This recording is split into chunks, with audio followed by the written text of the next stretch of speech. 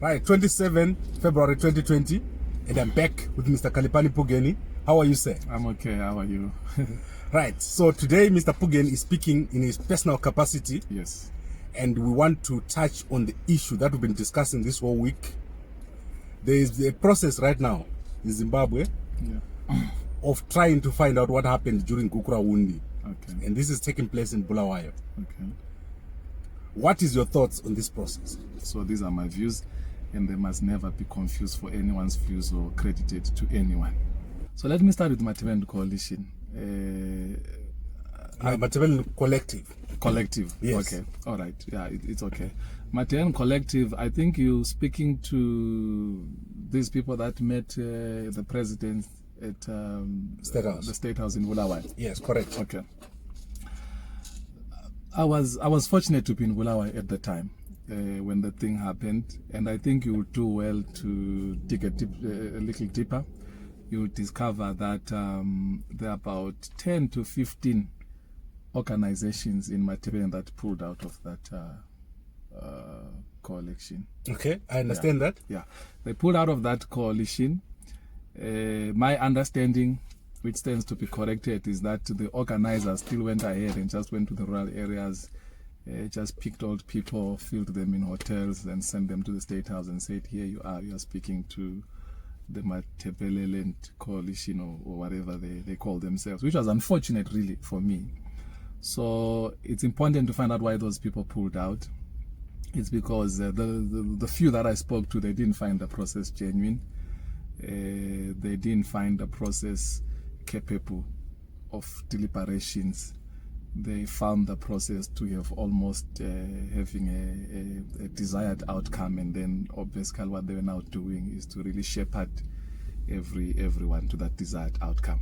So I think it's important that when you have victims, which is the case right now, when you have victims, they are given enough space really to air their views and see how they can be helped, not to come up with solutions, with ready-made solutions, and don't even have the decency to at least to say, this is what I think will be the solution, what do you think? But almost do a process that will be clothed as if this was their process, this was their thinking that then came to the solution, whereas the solution is being imported. Okay. Yeah. What is the problem with the current process? Let me also take this opportunity then to deal with the issue of the chief and Siwela and other groupings in Matabeleland. Yes. You see what they are taking umbrage to, really. I don't think it's the intent of his statement, because I don't think the intent of his statement is under question. I mean, he's on record. He actually calls it the Ndebele genocide. That's the chief now.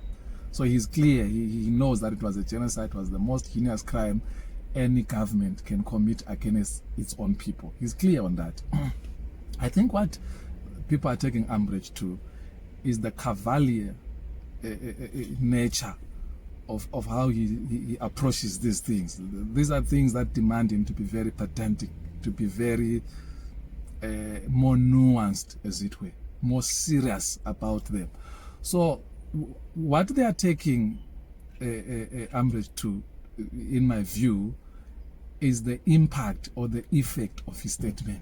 Because his statement seems to say the people who, in this case, became beneficiaries or what you could term ethnic privilege. You know, they became beneficiaries of ethnic privilege because you couldn't be killed that easily. You know, when they came, they wanted to make sure that, can you speak Shona? If you could speak Shona, you were safe. If you couldn't speak Shona, then you were killed. There were few exceptions here and there where you could be killed regardless of your ability to speak Shona. So that is what people are saying. People are saying we were targeted on the basis of our ethnicity. And I saw that the chief who then invokes the name of Nkala. You really can't say, because you've got one odd person there, and then you're saying this whole thing was planned by all nations, by all tribes. You know, it's not true. in the Bible, you've got a Judas Iscariot who sold Jesus, but you can't say Jesus was sold by his disciples. That statement would be factually incorrect. Let's go take it step by step, because I want us to deal with one issue at a time. Yeah. When Gukurahundi happened, Yes. is it only Ndebele people who died? I don't think so, because I think I've already addressed that. I'm saying to you because there are other people that were not in Ndebele who died. So it would have been mostly on the basis that they could not speak Shona. Because it doesn't follow that simple because you're Shona, then you can speak Shona. There are others who couldn't speak Shona, but who were staying in Matebele land, or who will be able to speak a certain degree of Shona, but they will be probably fighting the system. Okay. You see? So they became victims. But I'm saying to you, those were exceptional cases, but we know what Gukurahundi was about. Gukurahundi was about killing any Ndebele person or people from Matebele because they were then identified with the then nationalist leader, the late Dr. Nkom. Okay, can I ask you that? Can I go further? Okay. Let's go to the beginning. Beginning of what? The Gukurahundi started in 1982 at Ntumbane. I think in the morning I gave a description. Yeah, well, I have challenges with that, but I think you know me by now. I don't just challenge for the sake of challenging. So I'm going to speak to people, some of them who were part of the battalion that was there at Ntumbane, because there are certain things that, if my memory serves me well, I don't agree with in that morning show of yours. But for now, let's just accept it as it is. But I can't really comment to the veracity of that version. I'm not sure I agree with it 100%. The reason why I'm mentioning this is that the reason why Fifth Brigade was deployed, it was deployed after ZAPU or ZIPRA pulled out of the integration process. And the Mugabe felt uncomfortable. He did not have control over the army. So he trained his own army, his own battalion, to deal with Matebele. No, it's not true. That's a very convenient version. After the fact, you are really revising history. There is no such a history. He was in charge of that army. He was the prime minister. He was the one in charge of the security forces in Zimbabwe. He appointed, he did everything. He actually chose that the 5th Brigade reports to him. We agree that ZAPU or ZIPRA pulled out of the integration. No, I wouldn't agree. Let me tell you why I wouldn't agree. Because like I told you, I then need to go and get my own version of events that happened. Because what we are doing is you are trying to be simplistic by a matter that is very sophisticated and complicated. So we probably need to then find out from the leadership of ZAPU to say, what happened there? Did you pull out? What were the reasons of your pulling out? That's very important. Without that knowledge, you can't simply say this one's pulled out and then this one had to do this. Even if say they did pull out, what gives the government right to unleash soldiers on civilians? We agree that what happened in Gukurahundi was an evil thing. What I'm saying to you is, does this mean then that we must not have a truth-telling commission at the moment? No, the truth-telling commission is needed. Let me ask you this. What is the legal framework of this thing that is happening right now? Well, the commission is set up by the Act of Parliament. Yeah, but I'm saying, what is the legal framework? You see, you and me need to appraise ourselves of that legal framework. You see, I mean, the truth and reconciliation that happened here in South Africa, it was not run by de Klerk or his government. I don't think it was even run. Yeah, I know so. It was not even run by the government of the day. But it was chaired by Desmond Tutu. Yes, Desmond Tutu is not a government person. Okay. Desmond Tutu is a bishop. What would be the right process to follow? I don't have a problem with the process, by the way. I must say. In as far as in the manner that you have described it. I was just helping you understand why there are these reactions between the chief and certain groupings which you want to identify them as hardlines. And I'm saying to you, they are not hardlines. So who should be in the process? No, I'm saying to you, allow the victims to grieve, to even tell you how you can help them. Because I think the process here is to help the victims, right? So you can't have people who were not affected in any shape or form. To a larger degree, they were beneficiaries because they survived on the basis of their ethnicity. These ones, they were butchered on the basis of their ethnicity. You can't then say, no, let's sit down and talk. No, allow them to tell you how you can help them. That's what I'm saying. How do you go about this process? The guys who pulled out, I was listening to the commentary that they were making. They were saying there should be no Shona commissioners. Is that the right approach? It may well be the right approach. So there must be no Shona commissioner if the commission has only to have Ndebele people. No, but I've just explained to you who were the targets of this operation. No, I'm just asking the question because I want to make sure that I want you to understand where they are coming from. I'm saying to you, who were the targets of these heinous crimes? The operation targeted people in Matebele. Thank you. It targeted people in Matebele land. The attack was on people who could not speak Shona. The Fifth Brigade did not report to any government structures. I think you know that. So that would take away Parents Shiri, that will take away ED, in my view, which could be wrong. Because what we know is that they reported direct to the president himself, who is Mugabe. That's what they did. They reported direct to Mugabe. So if you ask me who gave the order for Ndebele people to be killed, it's Mugabe. Okay, so then if now you know that is not to say then everyone who was now involved in this whole thing is innocent. That's not to say that. Did the dissidents kill anyone? What is this commission about? Remember, the Gukurahundi got two sides. There were dissidents who were operating. Mugabe said they are chasing dissidents. That's how it ended up in Gukurahundi. So did the dissidents kill any Shona people? You see, you are coming back to that thing which I said, it's false equivalence. You are saying the only victims were Ndebele people. I did not say that. I'm saying to you, there were white people who were killed. There were Shona people who were killed. So the Shona person also wants someone who's going to find out what happened to their mother or father. The white person also wants compensation. I think we have a comprehension challenge here. And I really don't know how we are going to help each other. I say it to you, you've got white South Africans who were involved in the liberation struggle of South Africa. I'm saying to you, they were white, they were there. Some of them lost families. But when it comes to the issue of apartheid, it's known who were the targets. The targets were black Africans in the main.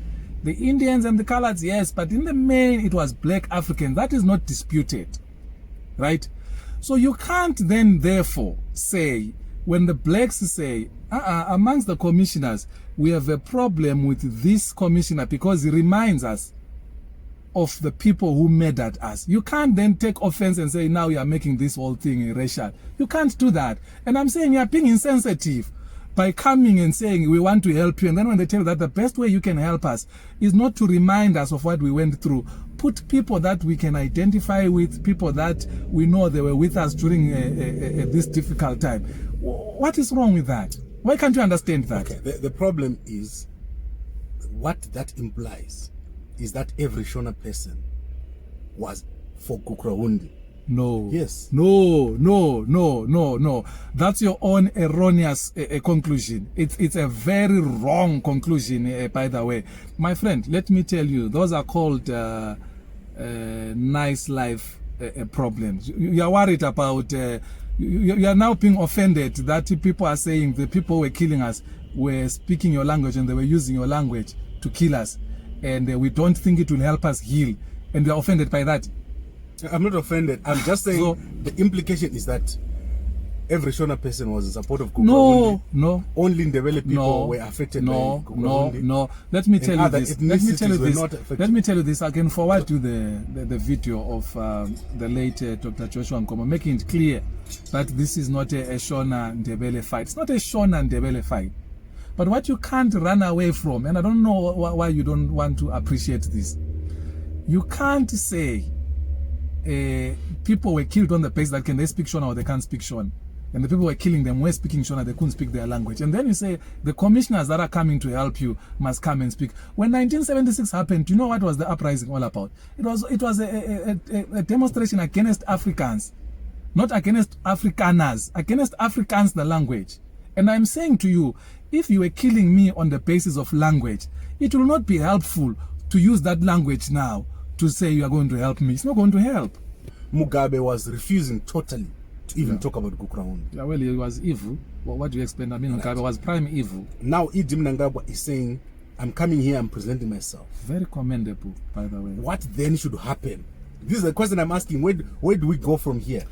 I am simply speaking to the claims that you were broadcasting there, and I'm saying, from your broadcast, you are just dealing with the surface. You are not more nuanced. You are doing exactly like what the chief did. You need to understand where these people are coming from. It was a language that was used to kill their own people and to favor others and exonerate others. It is still happening in the different facets of their lives. I told you, with employment and everything, language is still used, right, to favor others and disadvantage others.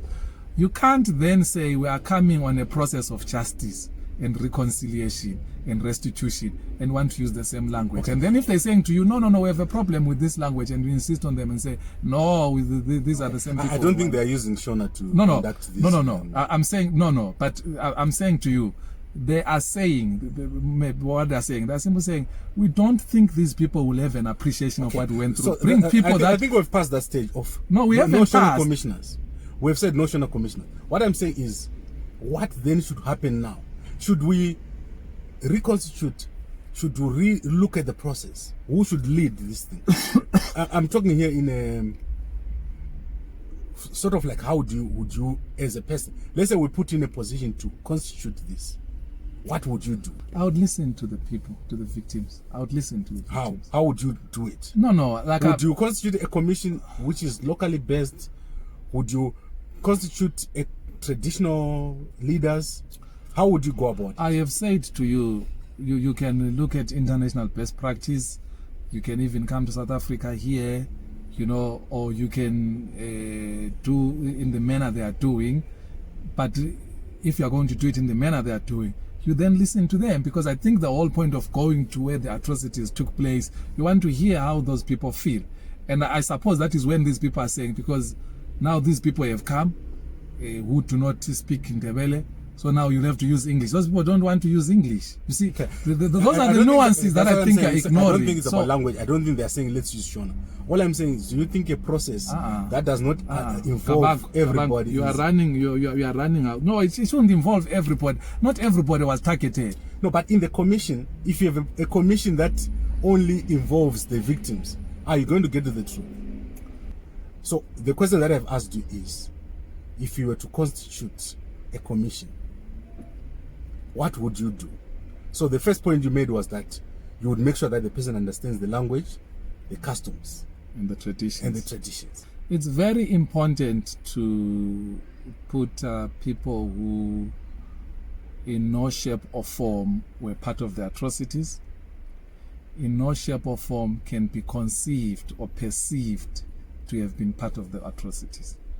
You see, that is why in legal terms they say justice does not only have to be done, to be seen to be done, but it must be seen to be done. That perception is very important. You see, it does not help to, if I'm sitting here and I'm thinking this person is the one who killed my great grandfather or my grandfather or my father, and then you bring that person and say actually it's not the one who killed your father.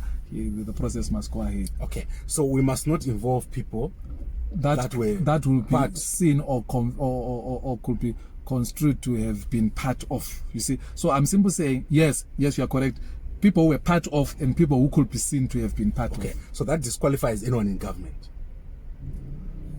Yeah, well, you could call like that. I don't know if you could say anyone in government, because you've got Matema there. I don't think that Matema is seen as someone who played a role in Gukurahundi. Okay, so who will make this selection? Should the community choose the commissioners? No, look, let me give you this answer. I think this is the president's initiative, not so. It's a government initiative. No. So it comes from the constitution. It's a constitutionally set up. It was set up in the 2013 constitution. It's fine, but it's the president leading it, right? Because you said to him, Mugabe didn't want to hear a thing Mugabe about didn't it, want to right? talk about But so you've got a new president who's willing, yeah. Yes. And so you're asking me who could. It is the president because, for starters, he is listening. I'll tell you something about him. I find him to be. I find him to be someone who is willing to move. To almost leave the past behind and say, let's move together as a people. So I don't think he will be insensitive to what the people are saying. So I think he's the most qualified, because when you listen to others, they are very reckless on their statements. Okay, so let's say E.D. Mnangagwa is allowed, the final report of all commissions goes to E.D. Mnangagwa by law. And he has promised to release that report. Now, the processes on the ground, who should communicate them? Should the community play a part? Well, I don't know, because I think this is a government report. He will release it. Obviously, there's ZPC, there are the newspapers, there's everything. I think there are local chiefs and traditional leaders. I'm sure they will have a process on how to communicate with the people and whatsoever. But I want to say this to you. Sometimes I get a feeling that there's a condescending tones to this thing, as if the people of Matebele have done a favor, and they're kind of like an irritation with every time they raise their objections and issues. It's very unfair. You see, people may as well leave it. There's no favor that is done. This boy did not ask to be killed.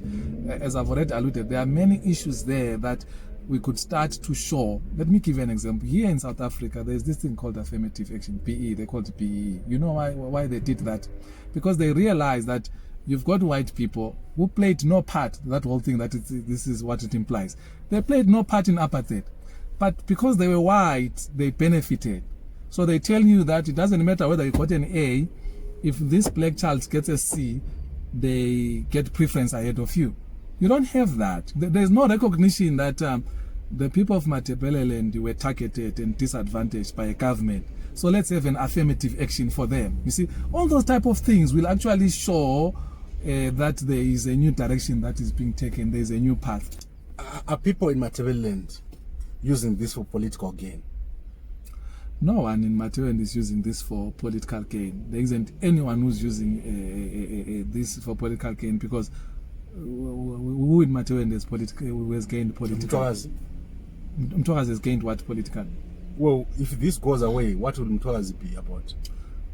When you're saying if this goes away, what do you mean? If the Gukurahundi issue is solved, yeah, what would be Mtwakazi's purpose? You are making a big mistake to think that Mtwakazi does not need the issue of Gukurahundi solved. By the way, they are dealing with it. When Mtwakazi is making noise, you see, that's where people miss the point. Mtwakazi is making noise by simply saying, we know that the violent part of Gukurahundi has ended, but the targeting of people based on their ethnicity, it still carries on unabated. That's what Mtwakazi is saying. Mtwakazi would love to see equal opportunity for everyone. Mtwakazi would like to see people being treated equally.